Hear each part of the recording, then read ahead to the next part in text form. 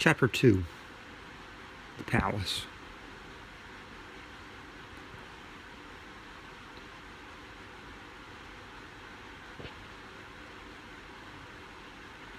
Valora had thanked the king and left the arena with her helmet under her arm and her glaring eyes of those who had beaten followed her. But what also followed were the cheers from the crowd for their new champion, Valora of Hadenshire. Later that evening, when the crowds had dispersed, most of the people migrating to taverns and inns, Valora made her way to the palace to collect her reward.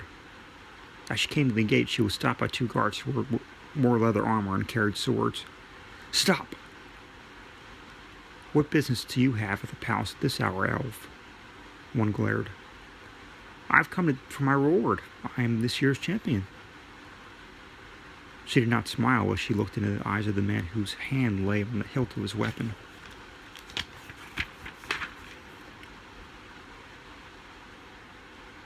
"Why do I doubt that? A little woman like you couldn't handle the arena," he sneered, taking a step toward her. "But I did. How can I prove it?" A smile creeped across his face. "Show me." She took on a defensive stance. "You're on duty. Shouldn't you refrain from sparring?" "Who's going to know?" He stood in front of her. "Harris, stand down," the other ordered. "We were both there, and you both know who she is, you great fool." He kept his place, looking to Harris. "Now get back to your post." "Yes, sir," he groaned, going back to the stand at the gate. "You may enter, champion." They pulled the iron gates open and let her enter. "Thank you." She relaxed as she walked past them and up the stone path to the castle.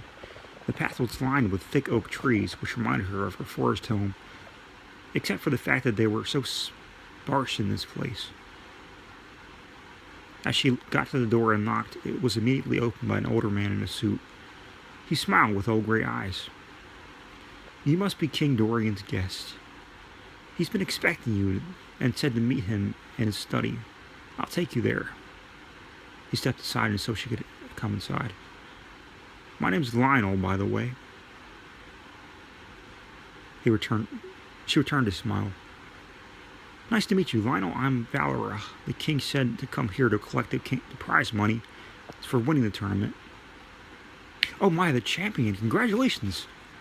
His smile grew.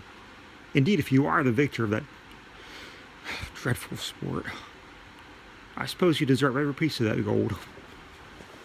He started walking, leading her further into the palace. As the door swung shut, "Oh, my family could really use it." She walked beside him.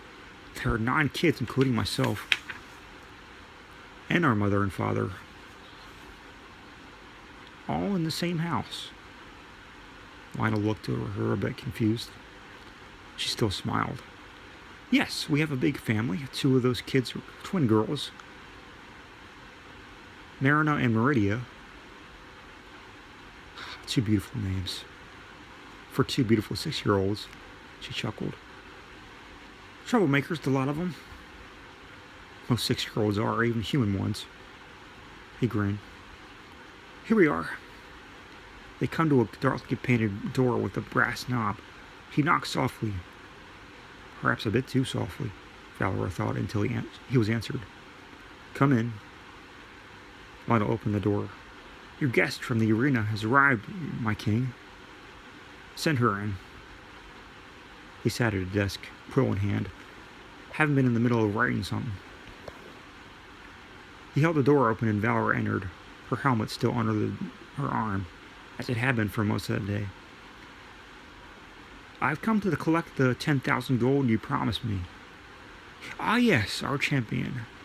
I do owe you a great deal." He rose from his seat, reaching into his robes to produce a small steel key. 10,000 gold. I'm afraid it'll have to be in notes. I can't have you walking around town with that much gold on you. You'd be a prime target for the vultures around here." "Understood, sir." So long as it's of equal value, I have no problem. He walked to a wall safe and slid the key into a tiny hole in the front of the thick metal door. It swung open, and he grabbed a few stacks of the paper currency, which was plastered with his own face, counting it at the equivalent of 10,000 gold. Shutting the safe firmly and taking back his key, he handed her the rather large amount of money. "Here you go, your prize." He smiled. "You more than deserve it." "Thank you, sir." She stuffed the money into her bag as best she could. "If you ever need an archer, I'd be more than happy to serve. You seem like a good and fair king, and from what I can tell, your people are happy here." "I'm glad to hear that. If I ever have an opening, I'll send someone to Hadenshire for you." He smiled. "Now, you should find a room for the night. The streets are not friendly to strangers." "Agreed. Enjoy your night." She turned to leave, followed by Lionel. "Good night." The king returned to his work as the champion went to find a bed for the night. "Lionel, a question. Do you know where a good inn is?" The older man thought for a moment. "It has been a while since I needed an inn, but I believe the White Fox is still open and should have a bed and food for you." "Then that's where I'll go. It's east of here, where you'll see a few trees blooming pink flowers in front of it. Oh, and you should tell the head barmaid, Natalia."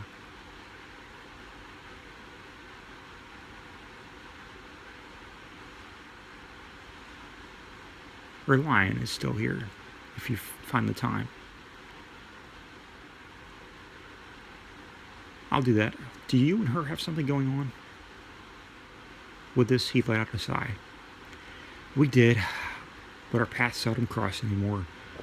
We still love each other, but sometimes life is not so forgiving to lovers, no? I can't say I say either way. I've never had someone like that, but maybe one day. Maybe." He nodded as they got back to the front gate of the palace. "Well, Miss Valora, have a safe trip to the inn, back to Hadenshire, and to wherever you may roam between here and there." "Thank you. Good luck with your Natalia." "Good night, Miss Valora." He opened the door and she left the palace, 10,000 gold richer. As she walked down the path back to the gate, the sun was setting red in the violet sky. "I really should find that White Fox place," she thought, keeping a hand on her now full bag. She stopped at the closed gate, seeing the two guards. "Open the gates, please," she called out. "And can one of you tell me how to get to the White Fox Inn?" The guard swung the gates open as they had not an hour earlier. "The White Fox is that way," the one called Harris pointed to the east. "Just keep going until you see pink trees. It's a dead giveaway. It'll be a building with a big white fox on the sign with black eyes." "Thank you." She started walking the way he directed her, with the setting sun behind her.